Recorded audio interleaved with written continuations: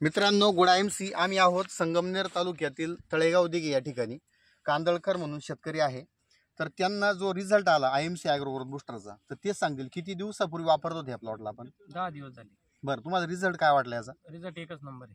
Size साठी फरक झाला हो, साईज आणि ग्रीनरी टिकून राहिली, हो. पात बनली, बरोबर ना? कांदे वरती आले. हो. आणि ज्या प्लॉटला तुम्ही वापरलं नव्हतं तो देखील प्लॉट तुमचाच आहे. हो. त्याला का बरं वापरलं नव्हतं आपण? त्याच्याला औषध पुरलेलं नव्हतं. बरोबर आहे. हो. बघा, याला वापरलेला प्लॉट हा आहे. कांदे साईज दाखवा एकदा, कॅमेरा फिरवा. रिझल्ट कसे आहे बघा तुम्ही, एकदम जबरदस्त साईज होऊ राहिली, बरोबर आहे. आणि ह्या प्लॉटला वापरलं नव्हतं. अगदी 5 फुटाच्या अंतरावरती प्लॉट आहे. ज्या प्लॉटला वापरलं नव्हतं, जैसे ते पात जैसे ते अजून रोपाच्या अवस्थेत कांदा आहे.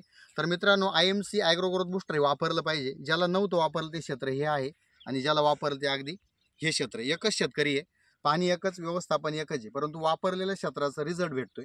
तर काल तुम्ही पुन्हा किती लिटर घेतलं? 2 लिटर. 2 लिटर.